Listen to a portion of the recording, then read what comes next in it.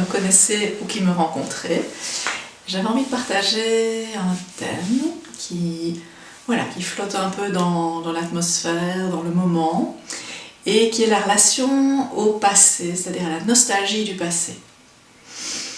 Chacun a un peu son approche de la nostalgie, soit pour certains c'est fait, c'est le passé, ça n'existe plus, soit pour d'autres ça continue à vivre assez intensément dans leur présent. Et c'est plutôt à cette façon-là d'être en relation avec la nostalgie que j'ai envie de m'adresser, dans le sens où si je suis dans la nostalgie de ce qui n'est plus, eh bien dans la logique, je ne sais pas être avec ce qui est.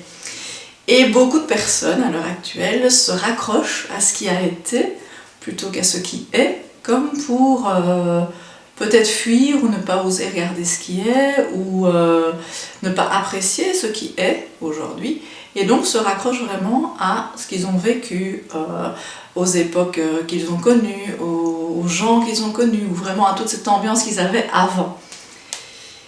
C'est ce que j'appelle la nostalgie de la nostalgie, puisque je vais mettre en place dans mon quotidien beaucoup de temps, beaucoup d'énergie pour cultiver ce passé. Alors, chacun évidemment fonctionne avec ce qu'il veut, avec ce qui lui plaît. Maintenant, si on regarde vraiment le processus, le fonctionnement de cette proposition-là, elle ne va pas avec ce qu'on vit aujourd'hui.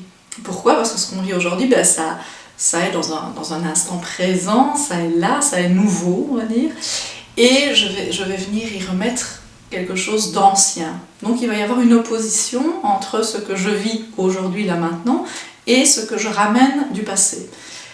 Donc non seulement il y a opposition, donc c'est jamais, si on vous dit un système d'opposition, c'est jamais le système le plus adéquat pour ouvrir vers quelque chose de nouveau, mais en même temps il y a une énergie que vous mettez à garder ce système d'opposition en place, donc le passé s'oppose au présent.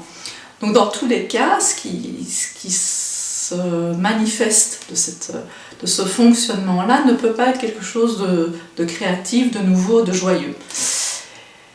L'idée, c'est comme d'habitude, je n'ai pas à vous dire ce que vous avez à faire, mais en tous les cas d'observer quelle relation vous avez avec votre passé, la nostalgie du passé.